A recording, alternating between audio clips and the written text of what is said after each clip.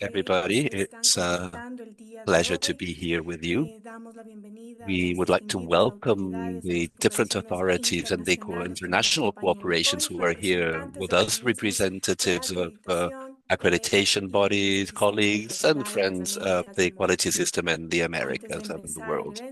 Before beginning with the event, we would like to inform you that you have the option of choosing simultaneous interpreting of this event.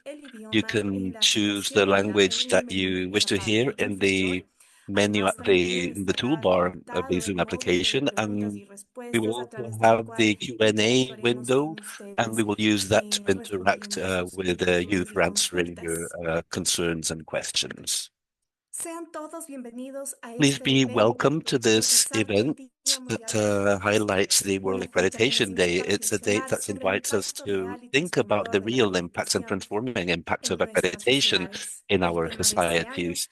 The topic of this year is accreditation, empowering SMEs, small and medium enterprises. We know about the vital role that these entities perform in our economies, being an engine for growth, for competing in more in equal conditions and for opening international markets for them. In this context, the role of IAAC and its members is crucial, and its technical management, its cooperation agreements, the regional commitments, the Inter-American Cooperation for Accreditation, IAAC, strengthens its inequality infrastructure in the Americas.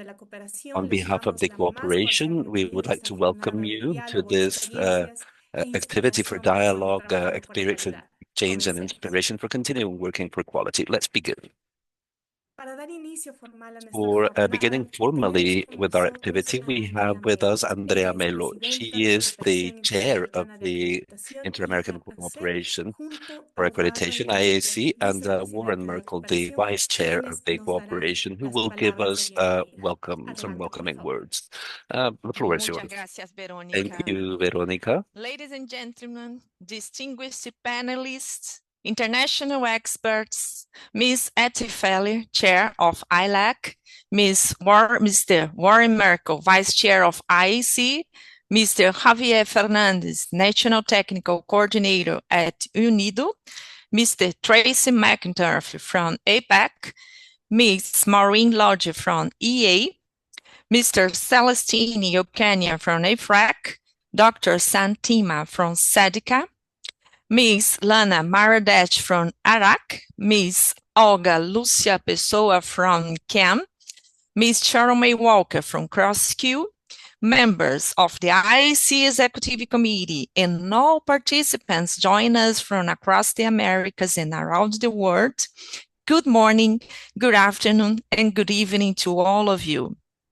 It's a great honor and a true pleasure to open today's celebration of World Accreditation Day 2025, held under the global theme, Accreditation, Empowering Small and Medium Enterprises. On behalf of Inter-American Accreditation Cooperation, IAAC, I extend a warm and sincere welcome to everyone joining us today. We are gathered here not just to celebrate, but to reaffirm our shared commitment to building trust, quality, and inclusivity through accreditation. Let me begin by expressing our appreciation to Ms. Etty, Chair of ILAC. Your dedication and vision have been instrumental in advancing global recognition of accreditation systems. Thank you for your ongoing leadership. To Mr. Warren Merkel, Vice Chair of IAAC, your experience and strategic insight continue to guide and strengthen our cooperation. We are grateful for your service in IAAC. We also honored by the presence of Mr. Javier Fernández from UNIDO, whose technical leadership has empowered countries across our region to build stronger quality infrastructure systems, especially in support of small and medium enterprises. Your work makes a lasting difference. We are proud to welcome our colleagues from regional and sub-regional organizations around the world. Mr. Tracy McInturfing, Ms. Maureen Lodge, Mr. Celestine Yocania, Dr. Santem, Ms. Lana Marades, Ms. Olga Lucia Pessoa, Ms. Sharon May Walker. Your presence here today sends a powerful message of unity and cooperation. Together, we represent a global commitment to trust, transparency, and continuous improvement.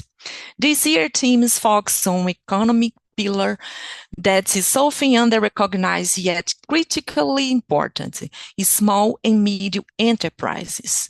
SMEs represent over 90% of business worldwide, and they are vital engines of innovation, empowerment, and resilience. But we know the challenges they face: barriers to international trade, compliance with complex standards, and gaining market trust. That is where accreditation becomes transformative. It enables small and medium enterprises to demonstrate equality, to compete fairly, and to gain international recognition, whether in food safety, environment management, digital security, or countless other fields. At IAAC, we are committed to ensuring that the accreditation is not only technically sound, but also inclusive, accessible, and aligned with the real needs of those it serves. Today's event is a moment to listen, to learn, and to collaborate so that together we can ensure small and medium enterprises are not left behind, but rather empower them to lead in a more sustainable and equitable global economy. Let this day be more than a celebration. Let be called to action to support small and medium enterprise, to strengthen regional cooperation, to build the systems of trust that truly work for all. On behalf of IAAC, I thank you all for your time, your expertise, and your enduring commitment to this mission. I wish you all a productive, inspiring, and impactful session ahead. Thank you very much. Muchísimas gracias. Las palabras de Andrea Melo. Thank you for your words, Andrea Melo. And we also welcomed Warren Merkel, and he's here with us and he will give us a couple of words too. I just want to echo the thanks to all of the participants today, the panelists. We have representatives from all of the recognized regions to provide their insights on this critically important aspect of accreditation and how it provides opportunities to small and medium enterprises. Thank you to all of the panelists. We have a tremendous turnout today, and I think it's going to be time well spent listening to experts from around the world and collaborating on how we can work together in what's becoming challenging times for international trade and relations in a way that's going to promote and benefit our small and medium enterprises in our respective parts of the world. Thank you very much. Gracias también al vicepresidente de nuestra cooperación. Thank you to the vice chair of our cooperation for his initial words. And now we have the privilege of having the participation of a representative of one of the entities of the most important ones of accreditation at the international level. We have here the chair of the International Cooperation for Accreditation for Laboratories, ILAC, Ms. Etty, and we would like to welcome her once again. And she is the CEO of the Authority for Accreditation of Laboratories of Israel, and she has a wide experience in quality infrastructure for entrepreneurs and diverse organizations. She will share with us about her insights about the World Accreditation Day and the campaign that is being promoted this year. The floor is yours.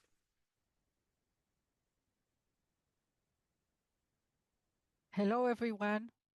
Welcome. And happy to see all my colleagues, although it's virtual, as well as a lot of participants that join us today. And I will echo and say welcome to the World Accreditation Day 2025. As mentioned, this year theme highlights the critical role of accreditation and conformity assessment in empowering SMEs. Most of you probably knows already that according to the recent information that was produced by the WTO, 95% of businesses around the world are small and medium enterprise, which means that they have less than 200 or 250 employees. So they play a critical role in the global economy. We think that we must empower them since they face major challenges when it comes to competition with large and global companies. Access to finance as well as management risk that this organization face. The theme focus on how accreditation and help them worldwide to work in a competitive arena. So we can say that conformity assessment, it might be testing, inspection, certification, calibration. All of this ensure that the product or services that those SMEs are producing is equal and meet recognition of international standard and especially regulators around the world. Buyer can rely on these products and services since they imply the same system as the large company. This recognition, not only that it ensures confidence of regulators and stakeholders, it's actually a sign of trust to the marketplace. And it's allowed them, as I said, to play at the same field with global companies in the national level, regional level, and some of them also at the international level. We can think not only about their to rely on them, but also to help them via our systems on the national level and regional level to make sure that they get the same service and the same certificates, I mean the scope of accreditation, that will help them to compete in the global market.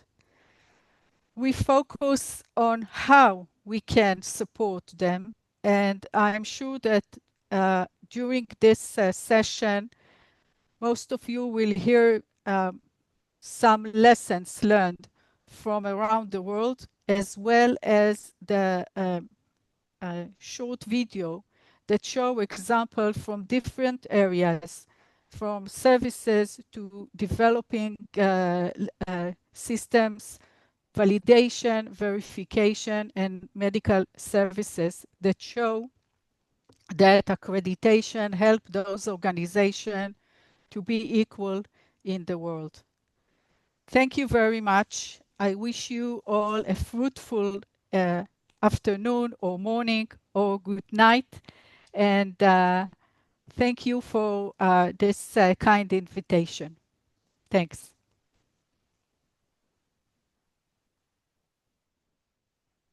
Muchas gracias. La Thank intervención you, de Etty Feller en este momento Etty muy Feller. apropiado, muy It was interesante very empezar con este interesting enfoque del Día to Mundial de begin la with this Acreditación. approach for the También World Accreditation está con Day. nosotros And we have here with us un actor fundamental en el fortalecimiento de capacidades a técnicas very y la important player cooperación for technical internacional. capability strengthening and Escucharemos international al señor cooperation. We will Javier hear from Mr. Fernández, Javier quien es Fernández. coordinador He técnico is the nacional de UNIDO, National quien nos Technical ofrecerá Director of una UNIDO, who mirada will desde las offer us regiones a acreditadas y el perspective from the impulso hacia accredited el desarrollo industrial SMEs sostenible and en la región. the development, the industrial Bienvenido sustainable nuevamente development y in the adelante, region. Javier, por favor. Welcome once again, and the floor is yours, Javier. Muchas gracias, Verónica. Muchas gracias Thank también you, Veronica. a And I todos would like to los thank asistentes everybody a esta who is here with us celebración del today Día in this Mundial de celebration of Acreditación the World a la Accreditation invitación de Day la Cooperación Interamericana and de Acreditación y a the los saludos de invitation of Andrea, IAAC. Warren, And I would Etty. like to thank Yo especially voy Andrea, a Warren, and utilizar un Etty. poco el And I will micrófono para use que me the puedan microphone so that escuchar you mejor y can también voy a compartir hear un momento me better. And I la will pantalla, si me also permiten, share por my favor, screen if you allow compartir. me. Muchas gracias. Thank you. Y me indican si ya pueden ver Can you tell me if you can la see pantalla compartida. my screen?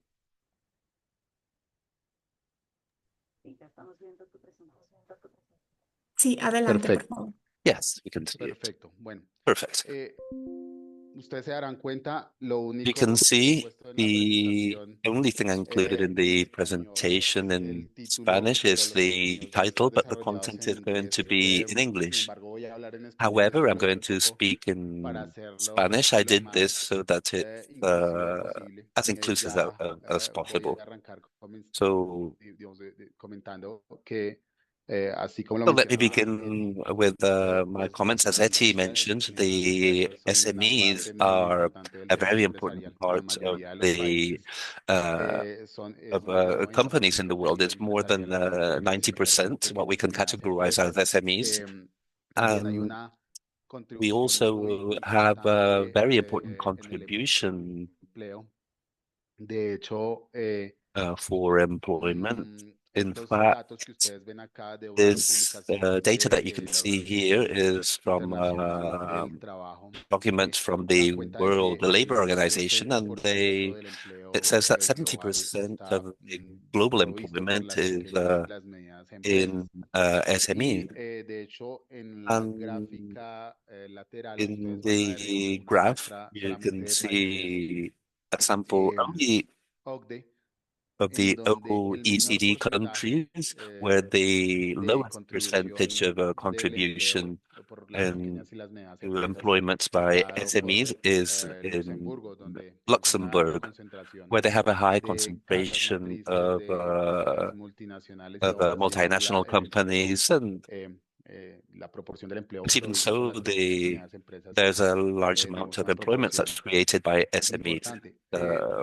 Aquí no incluí un Here estudio we de la OIT don't include del 2015 one para labor Latinoamérica, organization de study hecho for Latin acentuaba más America, estas cifras and sobre todo el segmento de that had micro y pequeñas more empresas, detail about pues el these empleo numbers in the segmento de micro medianas y level. grandes So empresas employment para in the el small and americano large representa el or 18.9% medium and de la large industria. companies only represents 20, Ya, digamos, cuando comenzamos a hablar 29% in the region. de When Producto we Interno Bruto, vemos que start speaking about en the los GDP, países we can see that de alta renta, de renta the distribuida, los países high ricos, por decirlo de alguna income forma, pues countries, la contribución al Producto the Interno Bruto contribution to es más the del GDP is 50%, more está than entre el 50%. 55 y It's un poco between más del 55 and a little 60%. bit more than Y 60%. esta contribución And this va contribution variando, digamos, a will medida que la desaparición vary el when nivel de ingreso de los países, the level of income in these countries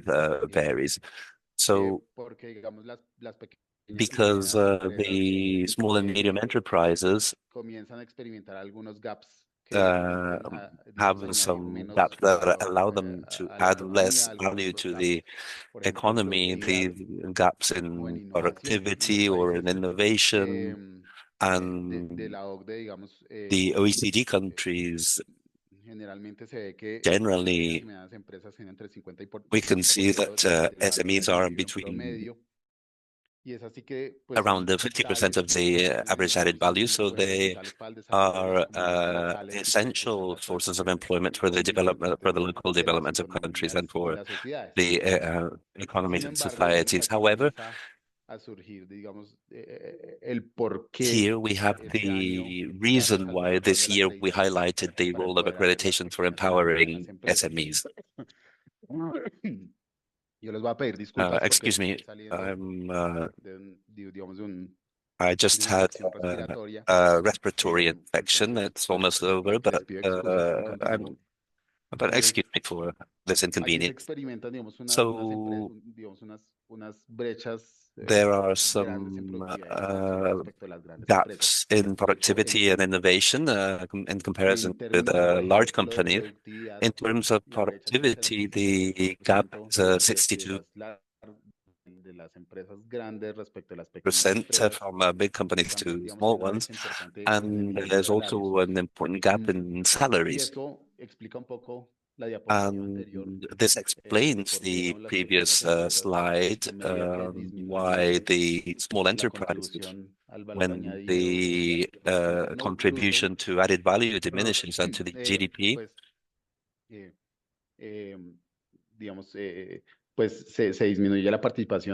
so the participation diminishes, and this explains these gaps or breaches. The large companies tend to have more opportunities for exporting their products or incorporating new technologies. And that's why we are aligned in our mandate, for developing capabilities in the SMEs. In fact, here I have the strategic pillars of our work, the creation of a shared prosperity, also improving economic competitiveness. These are two of the main pillars, and in the entrepreneurial, so we are orienting our efforts to SMEs and for the development of knowledge, public goods, the development of capabilities in institutions that could promote competitiveness for companies. And we do that, as you know, through projects of technical cooperation, articulation, alliances, and also the quality infrastructure and role. So I think you know the quality infrastructure rate for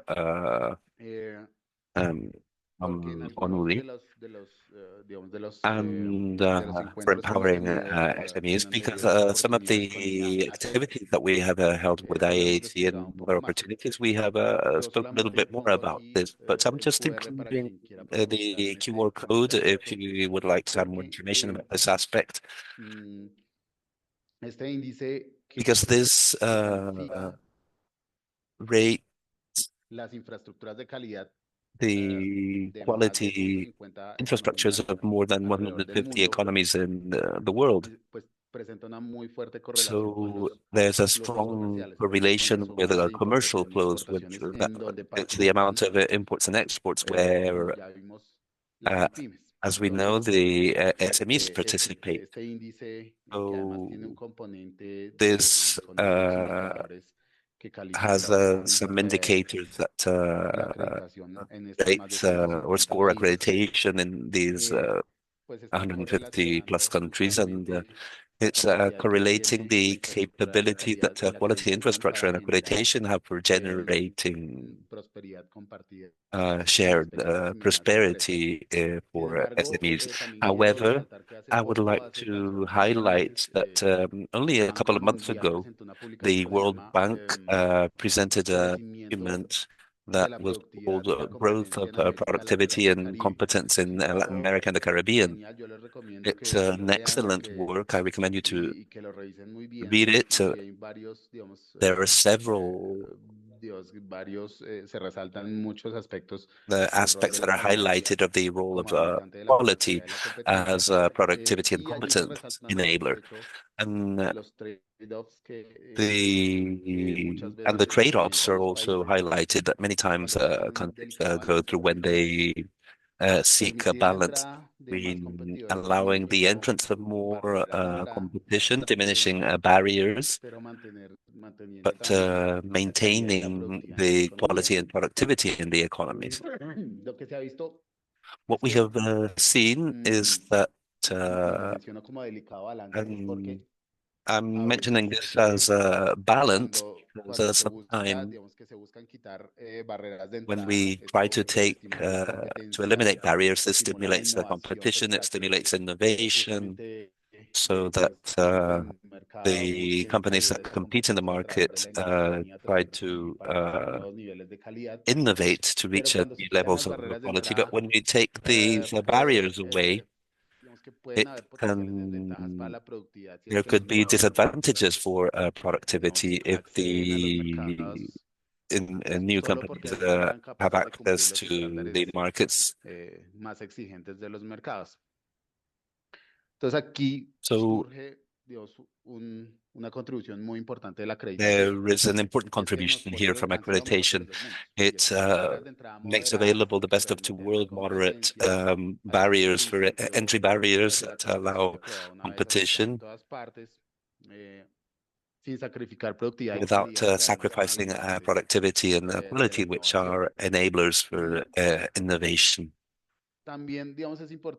It's also important to take into consideration that no business is developed in the void. So strengthening the value chains increases the profits and productivity of SMEs. This allows them to create more and better employment in their communities. And this approach guarantees sustainable growth and guarantees greater benefits for communities. And it also improves the participation of SMEs in the economies. And this is important to highlight that the value chains in which the SMEs participate can benefit and be strengthened by more acceptation of their products as people,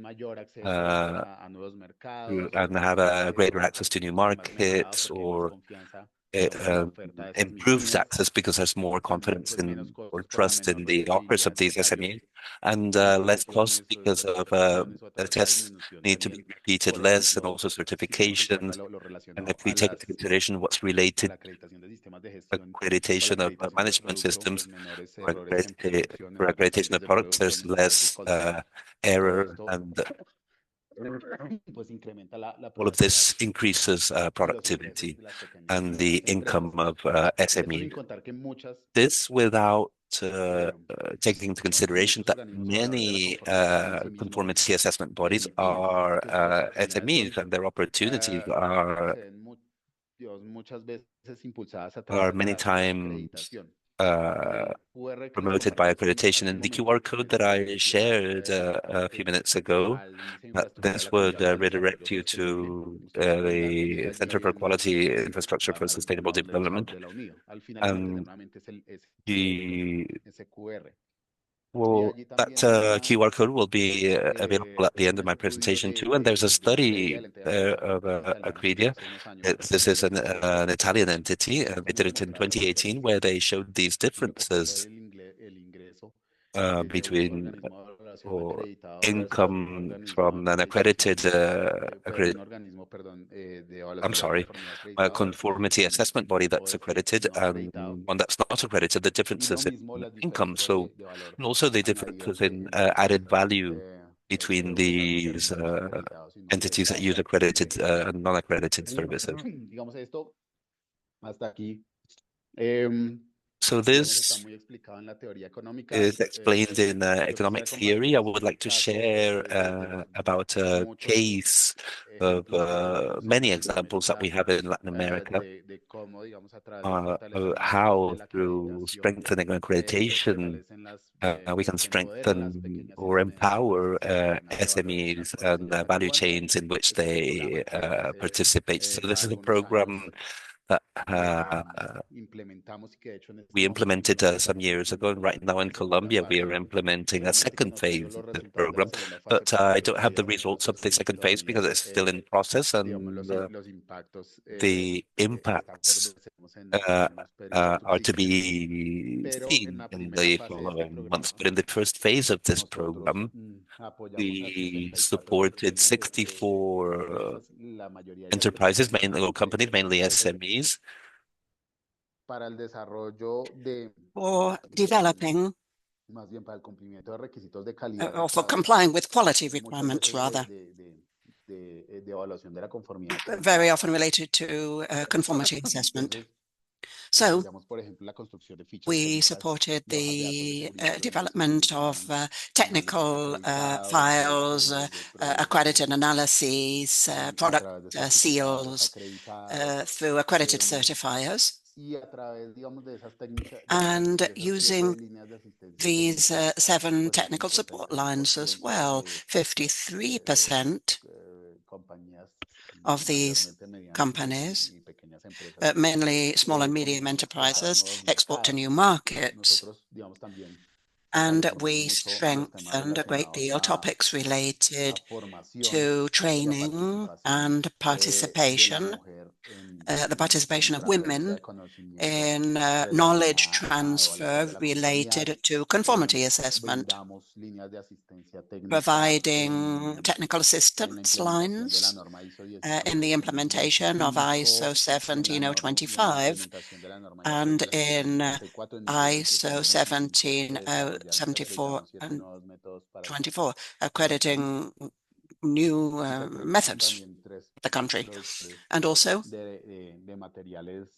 materials, reference materials. This was a scheme, an accreditation scheme that didn't exist in the country before. So we worked with the national accreditation body in Colombia for developing this accreditation scheme and for developing skills in the national accreditation body to strengthen their capacity for competition of the small and medium enterprises that use these services, including laboratories. Again, the laboratories, the small and medium enterprises, regarding conformity assessment, and managing to increase the participation of SMEs, including the others that we already mentioned in this presentation. So we developed several, we contributed to the development of several SMEs, such as microtalks, and they became pioneers thanks to accreditation. So they were pioneers in service provision in their territory. Because, for example, we supported the CROSQ laboratory, which was the first accredited SME in this region, which is called Apartado, one of the regions in one of the 7 regions in the countries that were beneficiaries, where there had been much violence. And in fact, women, the woman with red hair that you can see in the photograph that is from Navarco, and I'd like to give you a few cold numbers regarding testimonies. Eliana, and I'm going to try to be inclusive, to include one in Spanish and one in English. Eliana told us that thanks to accreditation,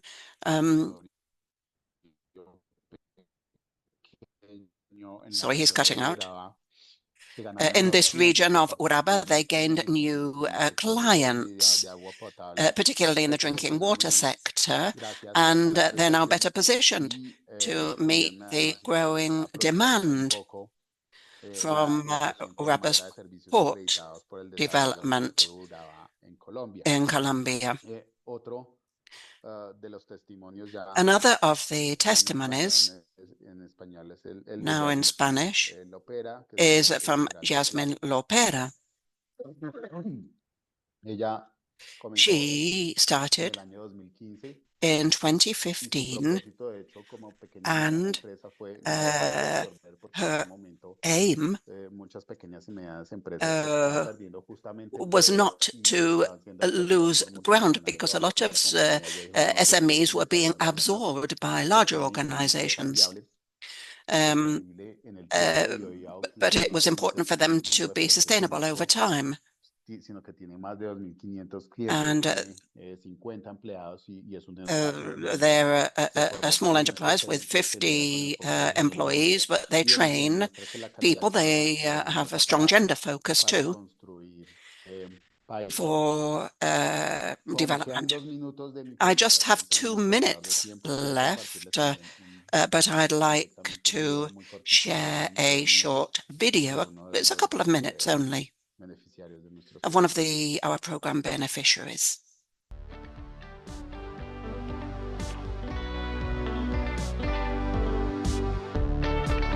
Quality for cosmetics investments.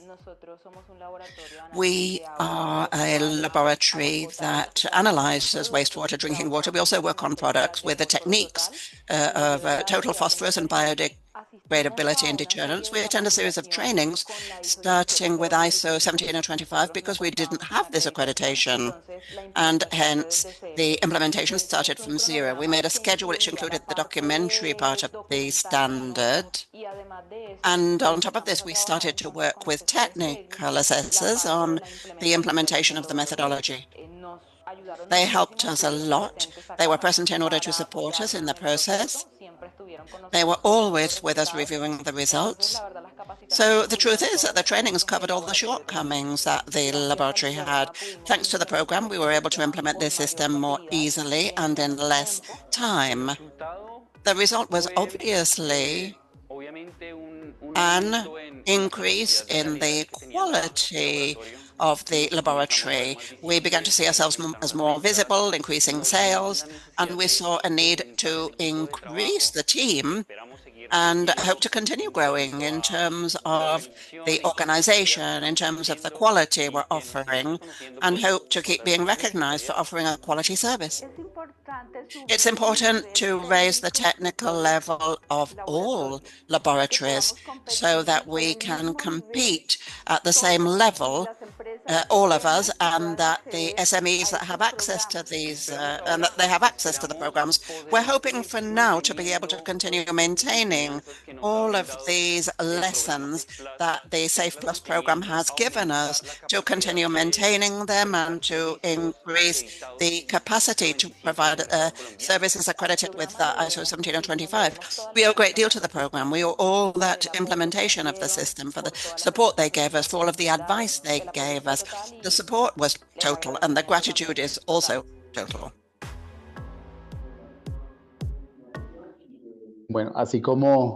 So, well, you've seen the examples of how to empower SMEs through accreditation, and the very important role of accreditation in mobilizing opportunities in all of the sectors of the economy.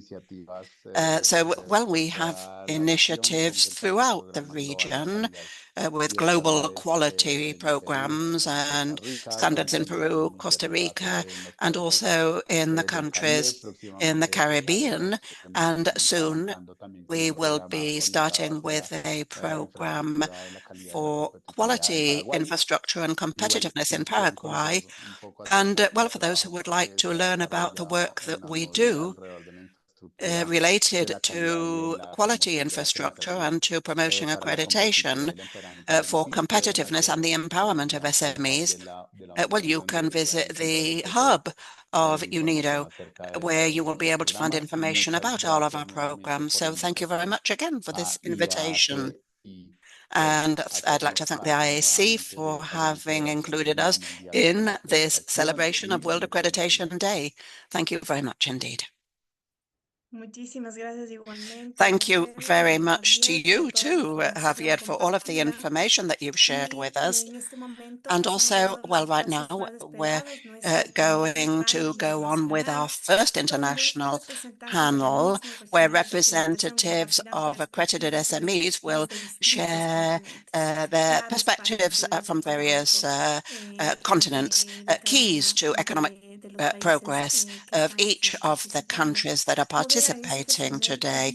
This is moderated by the Vice Chair of the IAAC, Warren Merkel, and the guest speakers are Andrea Melo as the Chair of IAAC, Trace McInturf as the Chair of APAC, of the MRAs of this cooperation of Asia Pacific, Maureen Logg, who is the Chair of European Cooperation, European Accreditation Corporation, EA, and also we have Celestino Caña, the chair of AFRAC, the African Accreditation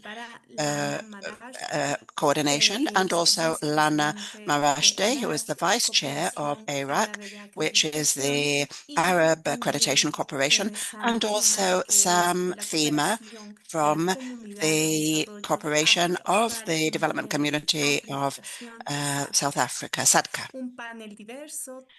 It's a diverse technical panel, and I'm sure that they will be sharing interesting information with them. I'd like to give the floor to Warren now. Thank you very much for the introduction. And again, thank you to the panelists who are taking their time to help us in the Americas region to address this very critical theme that comes with World Accreditation Day and how accreditation can empower small and medium enterprises.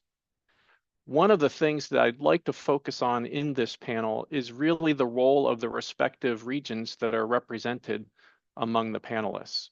So I will ask each of them a critical question that is straightforward, but I'm glad that I'm the moderator and not having to answer the question, because it is quite difficult. When I look at the number of participants, sometimes when we speak in accreditation, we assume everyone knows what we do and how we operate. But I think it's important to recognize that based on different measures, accreditation bodies ourselves, in many respects, meet some of the metrics of small and medium enterprises. Typically, we are relatively small in the number of permanent staff that we use, and relatively small in terms of the amount of funding that we have. Now, obviously, we, in many cases, are parts of our government or are funded in some way through the government or operate as nonprofits. So I'm not beginning to say that the challenges we face are similar to small and medium enterprises in many respects. But I think it's helpful for those of you in the audience who may work at SMEs to realize that the organizations represented here, the accreditation bodies that we represent, in many cases are not huge organizations. And that when you interact with us, in many cases, it's an individual one-to-one type of engagement. As the introductions indicated, each of the speakers are representing different regions of the world, but we also all are volunteers in those roles and represent accreditation bodies ourselves. And so the questions that I'll ask the panelists to address are focused on their regional roles, but also influenced by the fact that each of us has responsibilities in our respective accreditation bodies. So the critical questions that I'd like to start with is, how can regional accreditation cooperations support SMEs in building credibility and market access through globally recognized conformity assessment services? In particular, are there any specific strategies or initiatives your respective regional cooperations have put in place to empower SMEs through accreditation by helping them improve quality, comply with recognized standards, and access regional or international markets? There's a lot in that question, and there's a lot of opportunity for discussion among the panelists. And so I'd like to go first to Maureen, who is representing the European Cooperation for Accreditation, to start us off with a perspective from a region that has a wide range of development in the state of the economies and certainly strong connections within the region economically. Maureen, please. Thank you, Warren, and good morning, good afternoon, or good evening to all the participants. I'm very pleased to celebrate with you today. Etty already mentioned it earlier on that 95% of the companies are SMEs. Well, definitely for Europe as well, more than 80% of the businesses are SMEs. So if we are talking about conformity assessment bodies, definitely they are SMEs. So the European Cooperation for Accreditation, EA, is a key organization in the European conformity assessment landscape, because we working to ensure that the accreditation bodies across Europe operate in a consistent and reliable manner. And why is this consistency? It is crucial for SMEs because they seek to build the credibility and with an access to regional and international markets. So we are here to help our SMEs to achieve that credibility. And how can EA, so European Cooperation for Accreditation, if I say EA, support SMEs? Well, our multilateral agreement often serves as a passport to broader markets. It can simplify the processes for entering new markets by reducing the need for multiple certifications and assessments. And so it helps the SMEs to lower the barriers to trade, and it helps for them to expand. Through our network of accreditation bodies, EA, we try to facilitate the mutual recognition agreements so that it allows SMEs to have their certificates accepted. We have the agreements between the accreditation bodies, but it's mostly important that also regulators accept these certifications. So there, EA try to facilitate this in our region. What we also try to do is we encourage the continuous improvement in SMEs operations. Again, I heard already previous introductions referring to the skills and the technical competences, but also here we try as EA help the SMEs. We try to explain the international standards. So we are assisting them in trying to comply. We provide guidance and resources to help SMEs to understand the relevant standards so that they can meet the legal and regulatory requirements and reduce the risk of non-compliances and associated penalties. So that is how we help on one hand. So how can we empower the SMEs? Well, we can provide workshops, seminars and publications to help the SMEs to understand the benefits and process of accreditation.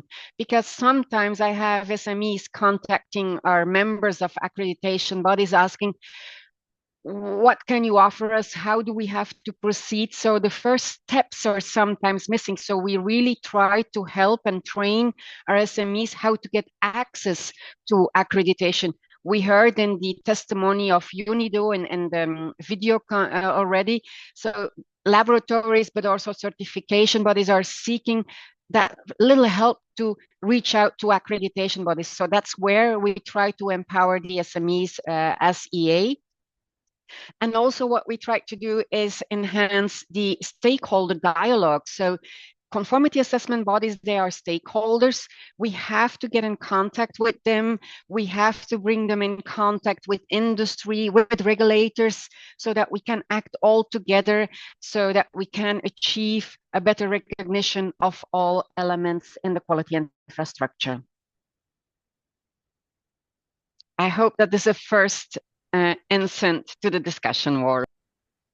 That was fantastic. And I think one of the aspects, of course, of webinars like this is to provide access to the way that we as accreditation bodies think globally. And I think that's an important role of the regions. And I think something that we can all strive to do more cooperatively is to provide those kinds of resources to all of potential accredited conformity assessment bodies, but particularly SMEs, and doing that together at a regional or global level in a way that's providing them the information they need with, of course, not violating any of our restrictions on providing direct access or support to any particular conformity assessment bodies. Thank you. That's a great start. And I think it's really reflective of a perspective in your region, I think, is unique in that the accreditation is also directly connected to access to the internal market. In other parts of the world, there may be parallel efforts, but I think it's going to be interesting to see how the other panelists consider the role of the regions in cases where it's not directly connected to similar frameworks. So I'll move next to Celestine, who's representing AFRAC. And Celestine, I would imagine AFRAC, of course, is a newer cooperation in the international accreditation area and is addressing the particular needs of that part of the world. So could you share your thoughts on how AFRAC supports SMEs and any specific strategies or initiatives your cooperation has put in place to empower them? Thank you, Warren, and thank you, colleagues. We are glad to join in this celebration, and so thank you to colleagues at IAAC. Well, Warren, how I wish our situation was as good as our colleagues in Europe, but the truth is not. But AFRAC, as you rightly said, we are very young, and we have enormous tasks to deliver. Of course, you know, Africa have a peculiar challenge when it comes to trade. And you might be saying 90% SMEs in Europe, Americas. We could be talking about almost 100. So we know that we have to find a way of making our SMEs, products and services gain entrance to the international market space. And to do that, we have to solve a lot of problems. First, you know, 55 countries of Africa with different standard making bodies, different institutions requiring different regulation, different languages, and all kinds of challenges that SMEs face. So for AFRAC, it is our first and most important strategy is to ensure that we bring down the cost of accreditation, you know, so that it is affordable for SMEs. Because the primary reason, most of them, we took a survey not long time ago, and 90% of them is saying we don't seek conformity assessment services because of the cost, because we don't have the money, we don't have government support, we don't have recognition of our business as conformity support from anywhere. So the first is for us to ask ourselves in AFRAC, how do we deal with cost? How are we going to reduce costs? We can only bring down costs if we have enough ABs, enough accreditation bodies, providing accreditation service to the 54 member countries, which in turn accredits conformity assessment bodies that will provide support for the SMEs scattered all over Africa. Then the second part of our problem is that we do not have large pool of conformity assessment services. So that compounded the problem. And that's why,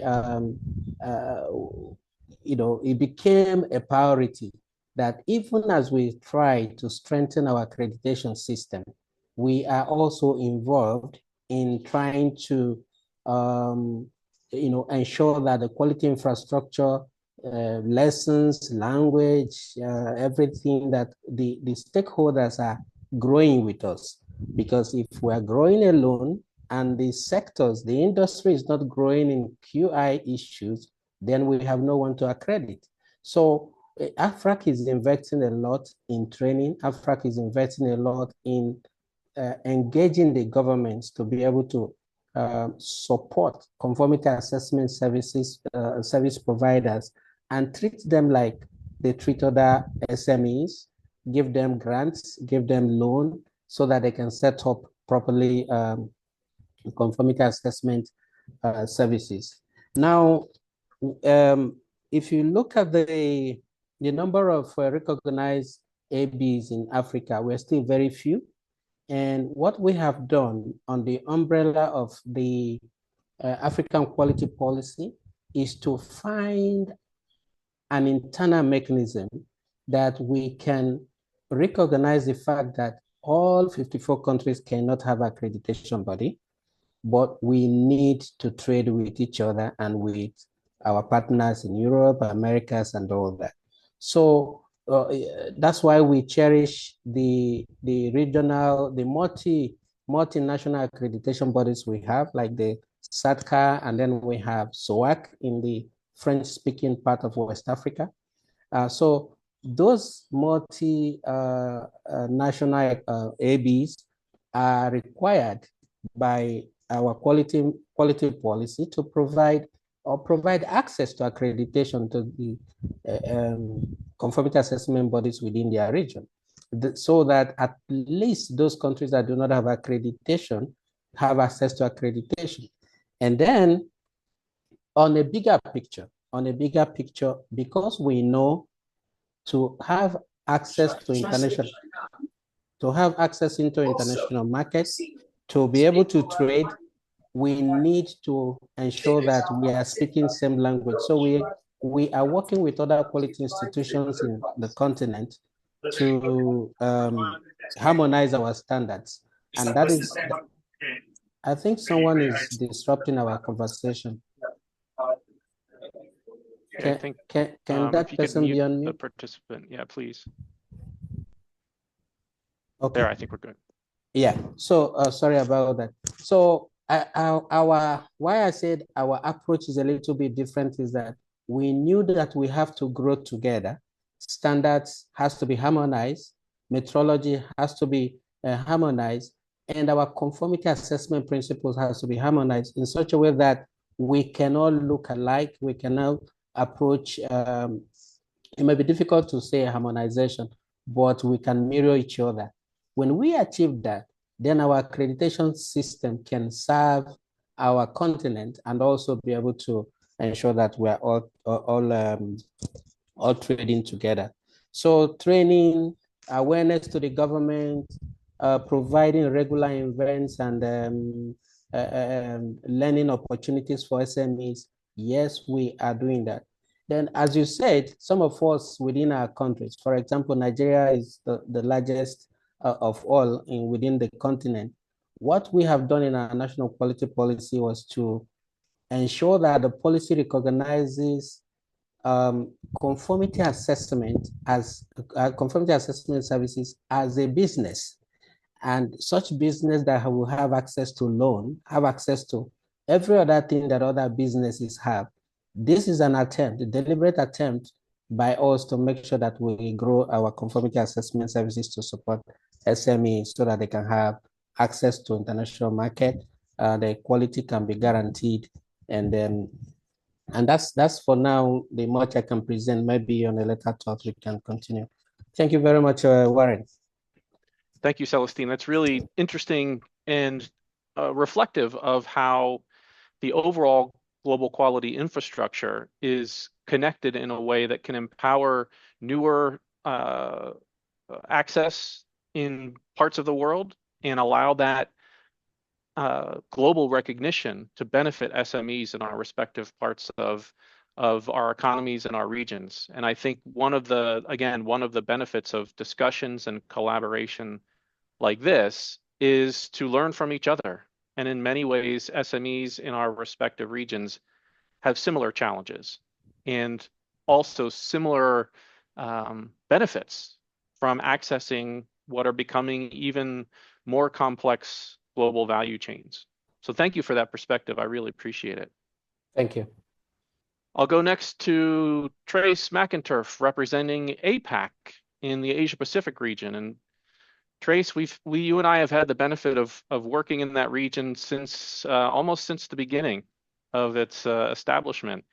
And I think it's an interesting contrast in that when the accreditation cooperation began, it was in many ways to accomplish what Celestine just is describing among the participants in Africa. It was an effort to bring accreditation bodies up to the level of competence to participate in global markets. So I hope I didn't steal too much thunder there, but I hope that I look forward to your perspective in the Asia Pacific region. Trace, please. Yeah, thanks, Warren. And that was my whole speech. So thank you for that. We'll take questions now. No, but thank you very much for IAAC to include APAC in this celebration. APAC and IAAC have good history together. Myself, as MRA Council Chair, I've worked with Andrea for the past several years in collaborating on joint assessments in the regions. So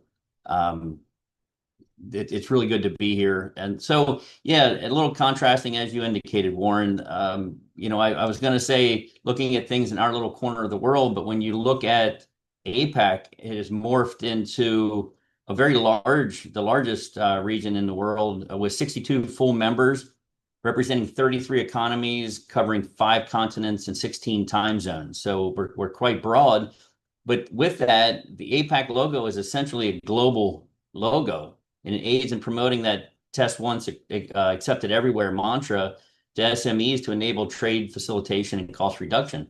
Under APAC, levels the playing field and allows the SMEs to demonstrate compliance with international standards, increasing buyer confidence and competitive advantage with the larger laboratories and whatnot. Further, APAC is privileged to be part of the specialist regional bodies under SRBs under APEC, the Asia Pacific Economic Cooperation.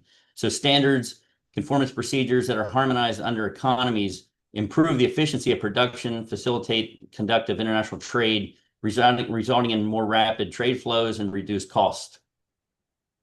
Further, APAC recently developed what we call the APAC Knowledge Center, which is on the APAC website and houses availability training to the public. So that's available to all, and as well as our business benefits website, which is an INET QI branded website.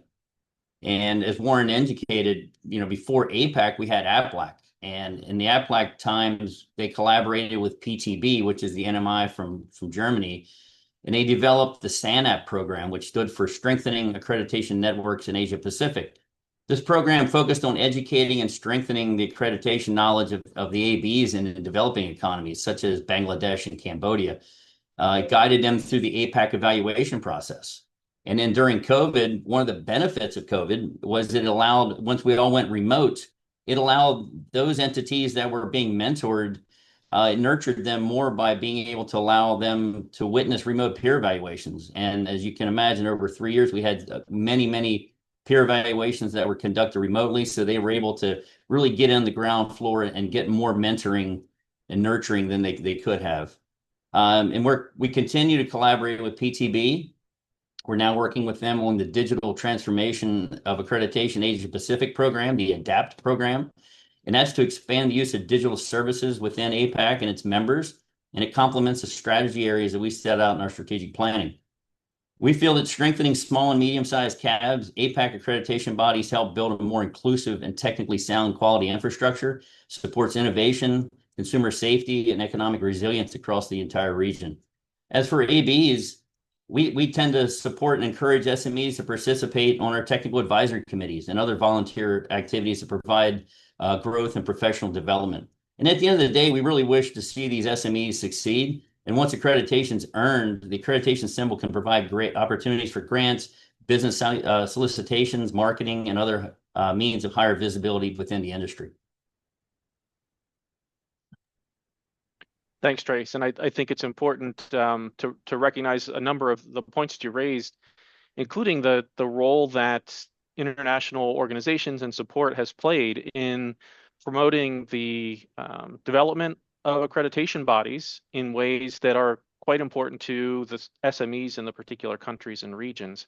And I think that journey is something in APAC is something that can inform AFRAC and the other parts of the world as they come along on this journey and learn from the lessons that have been experienced in that path. It's not always easy, and I think one of the dynamics that has changed over the years is, in fact, just the attention and benefits that come along with having accreditation for conformity assessment bodies and the recognition of those results. And so for those parts of the world that are in the process of strengthening that initial development of accreditation and conformity assessment infrastructure, I think it's even more beneficial to the small and medium enterprises now than perhaps it was 20 years ago when we were first embarking on that journey in the Asia Pacific region. Thanks, Trace. And I'd like to now go to Sam. Sam, if you can see, there's a little bit of intention in the progress here. We've got some of the interspersed with the newer regions and the more established regions. So Sam, I'd like to get your perspective again on the role of SADCA in addressing the challenges for SMEs and any particular initiatives you have to empower those SMEs through the access to the international conformity assessment infrastructure. Thank you very much, Warren, and good morning and good afternoon and good evening. It's afternoon here in South Africa, and I am very Sam, I don't want to interrupt, but we've got a bit of an echo. I'm not sure if there's a mic that you need to mute. If there's a mic on your computer and your headset, I'm not sure which one needs to I think that change. his microphone, his sound, because everyone has closed the microphone. Thank you very much, Warren. I am sure you can hear me better. I can hear you, but there's still the echo. So I'm not sure if you have to mute a speaker or mute the headset. I don't know. It worked perfectly in the prep session. Perhaps maybe Sam, if you want to, I don't know if it's a speaker issue on your computer that's coming through. I'm not an expert on that, but you want to give it another shot? Yes. Can you hear me now, Warren? Yeah, it's the same echo. Maybe we'll move on to the next panelist, and if you want to look at your settings to see if there's something that changed since we did the prep session. Okay, thank you, Warren. Thank you. Sure. Sorry about that. No problem. And so, Lana, the same question to you, and how the Arab region is looking at the challenges for SMEs and any particular initiatives you have there to address and empower their access to global quality infrastructure. Well, thank you very much, Warren. I hope that you hear me clearly. Perfectly, yes. Thank you. And happy World Accreditation Day to everybody. I think that we can realize now that all of us agree that regional accreditation corporations play a vital role in empowering small and medium enterprises by enhancing their credibility and facilitating market access through globally recognized conformity assessment services. This is usually achieved by facilitating mutual recognition of conformity assessment for the ARAC region. This is, of course, under ARAC MLA, and also through strengthening technical competence and trust by adhering to international standards and ensuring that accredited bodies operate with impartiality, competence, and consistency.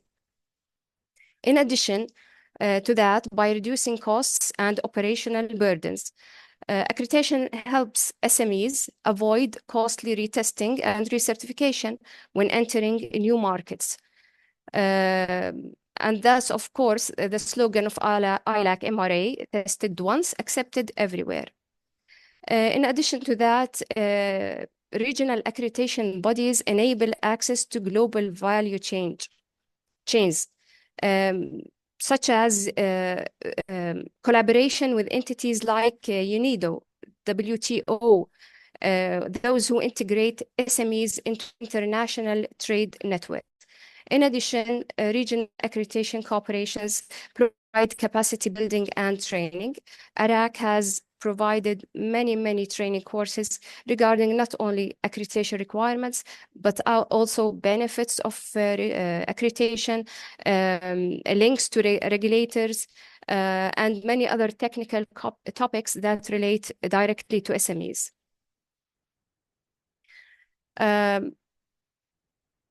It is more and more common worldwide that governments ask for evidence that products and services put on the market are fulfilling the mandatory and expected requirements to protect consumers and the environment and to fulfill the SDGs.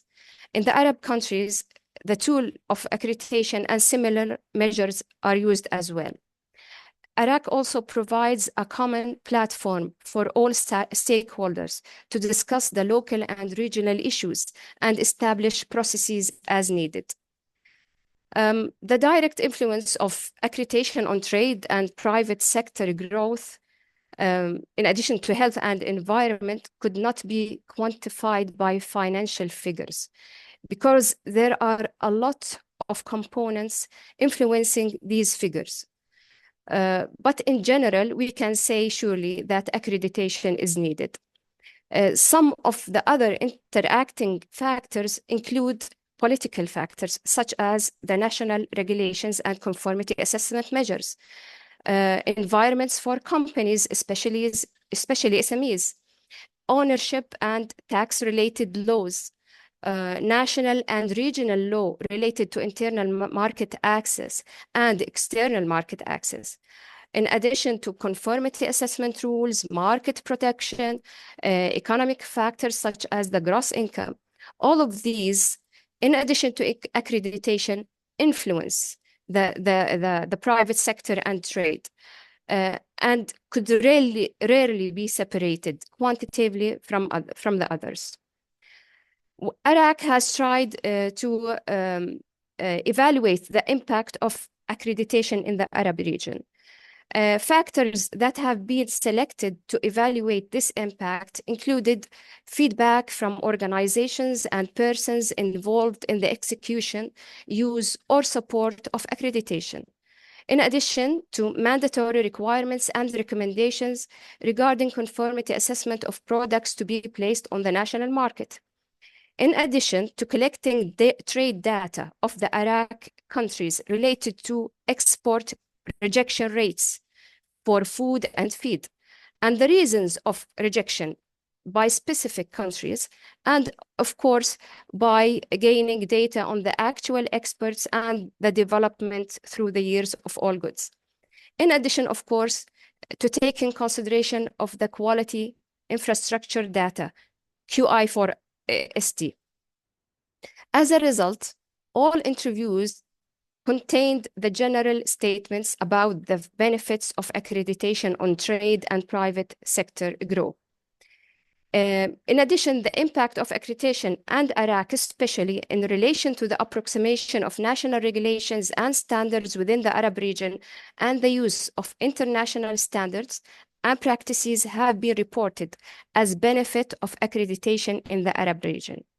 Small and medium-sized enterprises are locally organized, and the accreditation system in the Arab region enables them to actively work with the local accreditation body and the regional accreditation organization, ARAC, in the different committees, with the possibility to provide input to the development of requirements and processes to make sure that the demands of the SMEs are known and being observed. I would like to highlight a specific initiative that has taken place during the past 3 years. It was, of course, a collaboration between UNIDO, SIDA, in addition to ARAC in the Arab region. It was named as TRAC, which is an abbreviation of trade and quality. This was launched in 2022. It aimed to facilitate market access through enhanced export readiness and improved food safety among 150 food processing SMEs across 6 Arab countries. The overall objective was to provide technical assistance to SMEs aiming at growing regional and international exports by improving their compliance with the export market requirements and access to accredited conformity assessment services. This project has had a specific approach and had defined special subsectors to work within. In addition, there were many interventions such as capacity building programs, B2B matchmaking, and quality compliance and certification towards export. As a result, and in close collaboration with the local public and private partners, the TRAC initiative helped equip these companies, including 34% of women participants, with the requisite knowledge, skills, and tools enabling them to explore new markets confidently by scaling up their operations and increasing their readiness to export. It is, of course, understood that this program serves as a pilot project, setting a rigorous methodology for possible future upscaling by national stakeholders and other international development partners. Thank you very much. Thank you very much for sharing that. A lot of interesting information from the region, including that initiative, which I think certainly would benefit all of us in our respective regions to review that information and look at how we could take similar pilot approaches to address the needs and access issues faced by all accredited CABs, but certainly small and medium enterprises that are served by those conformity assessment bodies as well. Fantastic. Yes. That is excellent information, and I think is exactly the kind of collaboration from a workshop like this that will help us to collaborate even better in the future. Thank you. Thank you. And I'll go back to Sam, perhaps, if we've got the audio. How's it going to work, Sam? I think I'm feeling lucky. So let's see how it works. I hope it will be much better. I've moved my do you still have some echo, right? Yeah, it's the same echo. I'm not sure. I wish I had a way to support that in a more direct way. I apologize when you tested this with the mic, it was working well. But if you're getting an echo, perhaps I will be the last one. Okay. Please proceed. Let's proceed with other panelists. Thank you. Thanks, Sam. Thanks for trying. Which brings us to Andrea from the Americas. Certainly, as a vice chair, it's probably not great to put the chair at the end of the presentation. But Andrea, I think it's important for us to recognize in the Americas that we're on similar journeys to all of our other regions and the challenges we face in addressing the needs of SMEs, both in terms of economic operators as well as conformity assessment bodies, are quite important and central to the success of our respective accreditation systems. So could you share a few perspectives from the IAAC on how our region has addressed the needs of SMEs and any initiatives that we've had to particularly empower them in the economic community? Sí, con mucho gusto, Warren. Yes, with pleasure, Warren. Now speaking in, we'll speak in Spanish a little bit